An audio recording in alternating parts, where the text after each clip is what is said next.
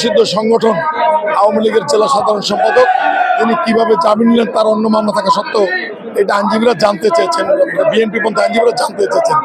এ নিয়ে একটু উত্তপ্ত বাক্য বিনিময় হয়তো হয়েছে। যাই হোক, আদালত চত্বরে এইটাও আমাদের কাম্য না। আদালত চত্বরে কোনো অপ্রীত ঘটনাই আমাদের কাম্য না। তারপর যাই হচ্ছে, সমস্যা তো সমাধান আছে। আমরা যেহেতু একে অপরের পরিপূরক, আমরা ওই সমাধান করতে পারতাম।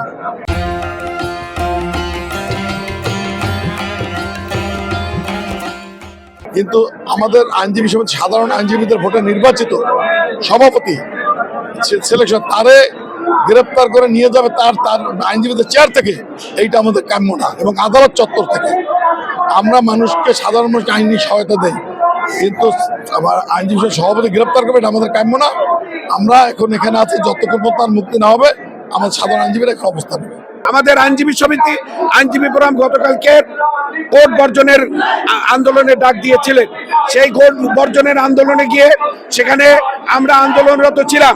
তারই পরিপ্রেক্ষিতে এই আওয়ামী লীগের যে দোষর, এই ফ্যাসিস্টদের দোষর, তারা একটি মামলা করেছে আমাদের আইনজীবীদের বিরুদ্ধে।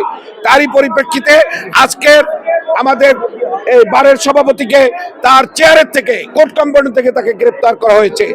আমরা যৌথ বাহিনীর মাধ্যমে, এবং এইটা বাংলাদেশ আপিল বিভাগ একটা ডিরেকশন দেওয়া আছে যে কোর্ট কম্পাউন্ড থেকে কাউকে গ্রেপ্তার করা যাবে না। এই অবৈধভাবে তার যে গ্রেপ্তার হয়েছে, এর তীব্র নিন্দা এবং প্রতিবাদ জানাতে আইনজীবীরা মাঠে নেমেছে। যতক্ষণ পর্যন্ত এর সুষ্ঠু সমাধান না করবে, ততক্ষণ পর্যন্ত আইনজীবীরা মাঠ ছাড়বে না।